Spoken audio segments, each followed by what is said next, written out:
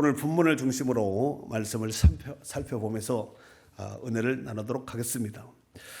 여러분도 잘 아시다시피 이 고린도 교회는 사도 바울의 제2차 선교 여행 시에 세워진 교회입니다. 문제는 지금 오늘 메인 본문이 담겨져 있는 것은 고린도전서 10장에 있지만 그 앞에 두 장 앞에 8장에 보면은 8장에 언급된 내용 가운데 고린도 교회 성도들은 우상의 신전에 제물을 바쳤다가 그 제물을 시장에 내다 파는 이런 사례가 있었습니다. 그러니까 고린도 지역에는 그 도시 중심에 큰 산이 하나 있었습니다. 이게 뭐냐면 아프로디테 신전 여신입니다.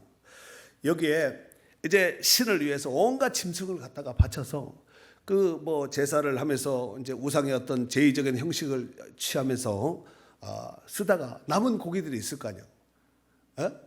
남은 고기가 있지 않겠습니까? 이 남은 고기를 이걸 어떻게 버리지도 못하고 그렇게 다 쓸 수도 있는 것도 아니고 모인 사람이 다 먹을 수도 있는 것도 아니고 그래서 결국은 이것이 이제 고린도 시내에 유통이 되었습니다. 우리 식으로 말하면은 암암리의 정육점이나 마트를 통해서 이게 이제 많은 고기들이 유통이 되었다는 거예요. 그리고 사도 바울은 고린도전서 10장 25절, 지금 이제 10장 14절이 메인 본문인데 10장 25절 말씀에 보면은 시장에서 파는 물건은 양심을 위하여 묻지 말고 먹으라 그랬어요. 그것이 우상의 신전에서 나왔던 뭐가 나왔던 그런 루트나 어떤 유통 경로를 신경 쓰지 말고 시장에서 파는 것은 양심을 위해서 묻지 말고 그냥 먹어도 된다, 이렇게 말을 했다는 것입니다. 그런데 그들 중에서는 불가피하게 우상의 제물을 사먹는 단계에 그치지 않고 좀 더 적극적으로 우상을 섬기는 사람들의 그 행사에 참석해서 먹는 사람들도 있었다는 거예요. 아이고 내가 이 자리에 참석한다고 귀신이 내 안에 들어오고 내가 먹는다, 그 자리에서 먹는다고 귀신이 내 안에 음식과 함께 들어오나? 이런 자유로운 사람은 그렇게 생각할 수도 있거든요. 여러분, 우상의 제물 먹는다고 우리가 귀신 들리고 그런 것은 아니잖아요. 자, 그로 인해서 사도 바울은 시장에서 유통되고 있는 우상의 제물을 먹는 것과 그 다음에 우상을 섬기는 종교적인 행사에 참석하는 것은 구별되어야 된다는 거예요. 다시 한번 할까요? 시장에서 유통되는 그 고기, 이것과 이거 사 먹는 것과 우상 숭배하는 그 제의적인 행사에 참석한 것은, 유통되는 거 사 먹는 것과 참석한 것은 이게 수준이 서로가 다르다는 거예요. 이해가 되시죠? 네, 좋습니다. 즉 우상을 섬기는 종교적인 행사에 참석한다는 것은 곧 우상 숭배에 해당된다고, 우상을 섬기는 그 행사에 참석하는 것은 곧 고린도 교회 성도들에게 우상을 섬기는 일에 참여하는 자와 똑같이 된다라고 지금 사도 바울이 언급한 것입니다. 여기까지 이해가 되시나요? 좋습니다. 사도 바울이 고린도 교회 성도들이 범하고 있는 우상의 죄를 지적한, 우상을 섬기는 죄, 우상 숭배를 지적한 지적한 그 이유는 다음과 같은 논리의 근거를 두고 있기 때문에 사도 바울이 지금 지적을 한 것입니다. 이를테면 구약시대 이스라엘 백성들이 하나님을 경배하고 제물을 그 성전에서 나눠 먹는 그런 형식이 있었습니다. 그 제사가 이름이 뭐지요? 화목제입니다.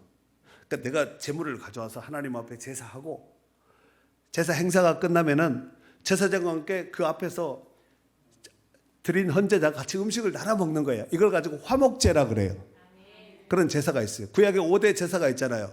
번제, 소제, 속건제, 속죄제, 화목제. 이 5번째 해당되는 화목제는 가지고 온 헌제자가, 제물을 가지고 온 헌제자가 같이 끝나고 나면은 같이 이제 화목의 의미에서 같이 이제 음식을 나눠 먹는 거예요. 그런 것이 있었다는 것입니다. 궁극적으로 그렇게 하는 것은 하나님을 경배하고 그분과 교제하게, 친밀한 교제를 위해서 하나님 앞에서 먹어야 돼. 이게 집에 가서 먹으면 안 되고 그 자리에서 먹어야 되는 것이죠. 이게 바로 화목제사입니다. 또한 신약시대 성도들이 교회의 성찬에 참여한다는 것은 곧 예수 그리스도와 신령한 연합을 이루는 우리 주님과 교제예요. 신령한 교제입니다. 지금 예배도 신령한 교제하는 시간이에요. 아멘. 자, 그런 맥락으로 볼 때 종교의 우상의 종교적인 행사에 참석한다는 것은 결국 귀신과 연합하고 귀신과 함께 함으로 인해서 죄를 범하게 되는 것이다. 지금 그 말을 하고 있는 것이에요. 우리가 성찬식 하잖아요. 성찬식. 이는 나 위한 성찬하잖아요. 이게 뭐예요? 내가 주님과 하나 되었다. 주님과 신령한 교제를 나누고 있다는 것을 상징하는 거 아니에요. 그게. 그렇듯이 우상의 제사에 같이 자기의 공감으로 인정을 같이 참석하는 것 그 자체가 귀신과 교제하는 것과 똑같은 격이라는 거예요. 이해가 되시죠? 네. 자, 그렇다면은 20절, 21절 한번 읽어보세요. 20절, 21절. 자, 시작. 무릇 이방인이 제사하는 것은 귀신에게 하는 하는 것이요. 것이요 하나님께 제사하는 것이 아니니 나는 너희가 귀신과 교제하는 자가 되기를 원하지 아니하노라. 너희가 주의 잔과 귀신의 잔을 겸하여 마시지 못하고 주의 식탁과 귀신의 식탁에 겸하여 참여하지 못하리라. 아멘. 무릇 이방인이 제사하는 것은 귀신에게 하는 것이라는 거예요. 원래 처음에 오리지널 제사는 아담과 하하가 가인과 아벨이 제사 드린 거죠. 가인과 아벨. 하나님 앞에 제사자 농사를 짓고 또 짐승을 키워서 양의 첫 새끼와 농산물을 하나님 앞에 지금 말하면 추수감사제를 드린 것이죠. 이렇게 처음에는 원래 하나님을 공경하기 위해서 제사를 지냈는데 믿지 않는 사람들도 보니까 제사 지는 게 그럴듯하게 보이거든요. 그래서 자기네 나름대로 형식을 갖춘 것이 결국은 우상숭배예요. 문제는 이 우상숭배가 어떤 형상을 만들어 놓고 한 것으로만 끝나는 것이 아니라 부모님도 죽으면 귀신이 된다는 거예요. 그러면 사람이 죽으면 귀신이 돼요? 이 성경적으로 맞는 거예요, 안 맞는 거예요? 귀신이라는 존재는 존재 자체가 이미 따로 있는 거예요. 그런데 이게 사람에게 들어가면 귀신 들린 사람이라 그러잖아요. 귀신이라 그러지 않고 귀신 들린 사람이라 그러잖아요. 이 귀신은 짐승에게도 갈 수 있습니다. 그 보니까 2,000마리 돼지 거라사에 그거 나오잖아요. 들어가면 귀신 들린 사람이 되는 거예요. 귀신이란 존재는 따로 있는 거예요. 영적인 존재죠. 그래서 나는 너희가 귀신과 교제하는 자가 되기를 원치 않는다. 너희가 참석하는 그 자체가 귀신과 교제하는 것이니까 그거 하지 마라. 이 얘기하는 것이거든요. 그리고 너희가 주의 잔과 귀신의 잔을 겸하여 마시지 못하고 주의 식탁과 귀신의 식탁에 겸상을 못한다. 참여하지 못한다는 것이죠. 근데 너희들은 했다는 거예요. 하지 말아야 될 것을 너희가 했다는 그 지적하는 것이 아니겠습니까? 그래서 사도 바울은 오늘 본문 메인 본문이에요. 이거 다 같이 읽으셔야 돼요. 14절 시작. 그런즉 내 사랑하는 자들아 우상 숭배하는 일을 피하라.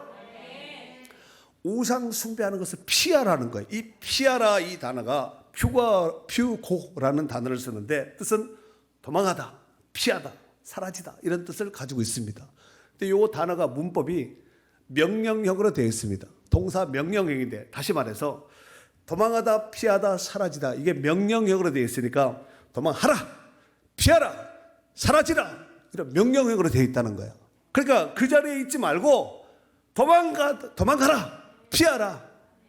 그 자리에 있으면 안 되는 거야. 도망가도 빨리 피하라는 거예요. 그 자리에 있지 말라는 얘기지요. 사도 바울은 고린도 교회 성도들이 왜 고린도 교회 성도들에게 왜 피하라고 했을까? 우상 숭배하는 일을 피하라. 도망가라. 그 자리에 있지 말라. 이렇게 말했을까? 이 말은 고린도 교회 성도들이 철저하게 우상 숭배하지 말고 우상을 근절하고 하나님을 섬기도록 하기 위해서 이와 같이 강력한 권고로 말씀하신 것입니다. 자, 앞에 7절 말씀, 지금 이제 14절에 있는 그 앞에 7절에 보면은 구약 이스라엘 백성들이 우상 숭배함으로써 하나님의 징계와 심판을 받았던 부분을 언급하고 있습니다. 자, 7절 한번 읽어보세요. 자, 시작. 그들 가운데 어떤 사람들과 같이 너희는 우상 숭배하는 자가 되지 말라. 기록된 바 백성이 앉아서 먹고 마시며 일어나서 뛰논다 함과 같으니라. 아멘. 자, 그들 가운데 구약시대 출애굽 이스라엘 백성들, 이게 지금 민수기 25장에 나와 있는 배경을 얘기하고 있습니다. 그러니까 모압 땅에서 바알 부올 사건을 지금 언급하고 있는데 그 바알 부올 사건으로 인해서 사람이 이스라엘 백성들이 얼마나 많은 사람이 죽냐면은 24,000명이나 되는 많은 사람들이 죽습니다. 순식간에 죽는 거예요. 하나님이 쳐버린 거예요. 그냥 24,000명. 우리가 보기에는 10명이 죽어도 많아요. 5명이 죽어도 유수거리예요. 그 2만 4천 명이 죽으면은 전 세계 유수거리입니다. 그렇지 않겠습니까? 연병으로 해서 하나님이 2만 4천 명을 죽이는데, 그래서 너희들 옛날 구약 이스라엘 백성들, 출애굽 때 이스라엘 백성들, 모압 땅 바알볼 사건들 알지? 이스라엘 백성들 알지? 자기네들이 역사니까. 그때에 그들이 우상 숭배함으로 인해서 2만 4천 명이나 되는 많은 사람이 죽었다는 거야. 그래서 너희는 우상 숭배하는 자가 되지 말라, 이렇게 말씀하고 있습니다. 기록된 바 앉아서 먹고 마시며 일어나 뛰는다. 그 앞에서 뛰놀고 같이 한 거야. 돌 때 같이 도는 거야. 결국은 우상 숭배한 것이죠. 똑같은 격이 된 것입니다. 그런데 요 출애굽 때 있었던 이 모압 땅에 있었던 바알볼 사건은 그때 그 사건으로 단회적으로 끝난 것이 아니라, 끝난 사건, 이스라엘 역사로 끝난 것이 아니라 그 뒤에 11절 한번 읽어보세요. 11절 시작. 그들에게 일어난 이런 일은 본보기가 되고 또한 말세를 만난 우리를 깨우치기 위하여 기록되었느니라. 아멘. 이러보건대 구약에 있었던 우상 숭배로 인한 하나님의 징계와 심판받았던 그 사건은 구약 시대에 있었던 하나님의 징계와 심판으로 끝난 사건이 아니라, 그 뒤에 보니까 뭐라고 그랬어요? 또한 말세를 만난 우리를 어떻게 하기 위해서? 깨우치고 깨닫게 하도록 하기 위해서 기록이 되어 있다는 거야. 그걸 왜 기록을 해놨을까요? 별로 좋지도 못한 거.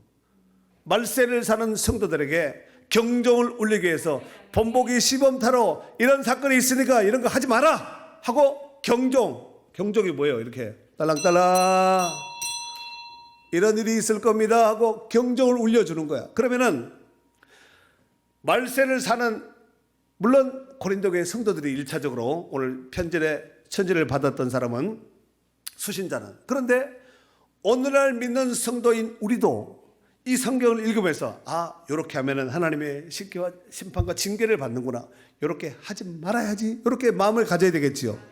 이걸 보면서 나도 해야지 이런 사람 없지 않겠습니까? 없잖아요. 이렇게 하면 심판받구나, 하나님이 싫어하시는구나, 이걸 깨닫게 해서 본보기 경종을 울리기 위해서 기록이 되었다고 이렇게 말씀을 하고 있다는 말씀입니다.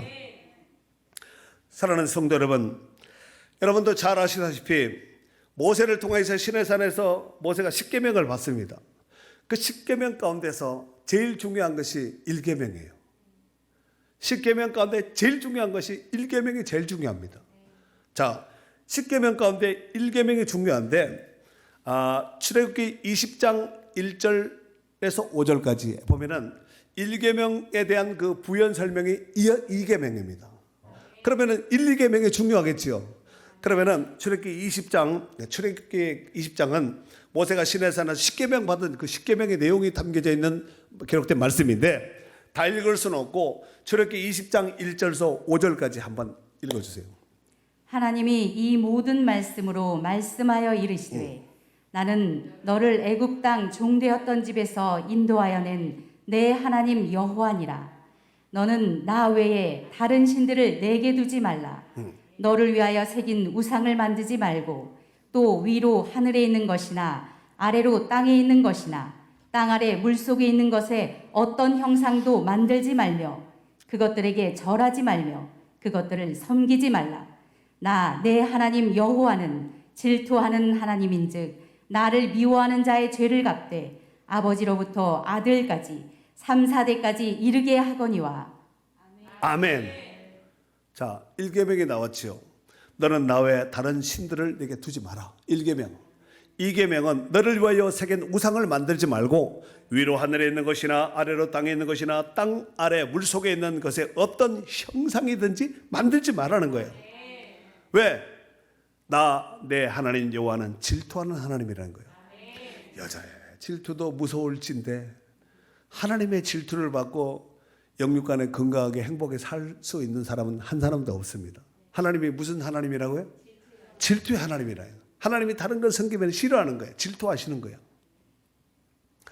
이사야 42장 17절 말씀에 보면은 조각한 우상을 의지하며, 조각 만든 우상을 의지하며 부어 만든 우상을 위하여 너희는 우리의 신이라 하는 자들은 물리침을 받아 크게 수치를 당하리라. 우리 식으로 말하면 이해하세요? 개망신 당하게 된다는 거예요. 폐가 망신하게 된다는 것이죠. 깎고 그리고 붓고 이렇게 만들어 놓고 빌고 복 주세요 이렇게 하면은 하나님이 그냥 질투하는 하나님이 아니라 아주 그냥 거기에 그 만든 것에 대해 피눈물을 쏟도록 만들어 주겠다는 거예요. 이게 당대로 끝나는 것이 아니라 대를 이어서 내리겠다는 거예요. 제 말이에요, 성경에 있는 말이에요?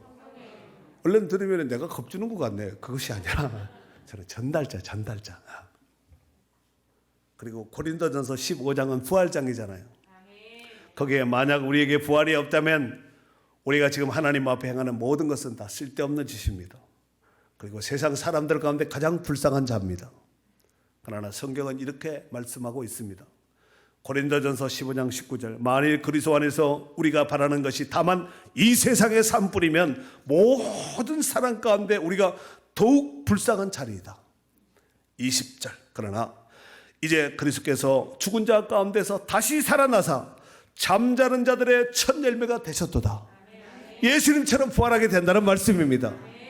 58절 고린도전서 15장 58절을 얘기하는 거예요. 그러므로 내 사랑하는 형제들아 견실하며 흔들리지 말고 항상 주의 일에 더욱 힘쓰는 자들이 되라. 이는 너희 수고가 주 안에서 헛된 줄 알미라 그랬어요. 헛되지 않는다는 거예요. 사랑하는 성도 여러분, 오늘 본문에 우상 숭배하는 일을 뭐하라 그러세요? 피하라 그러세요. 도망가도 피하라.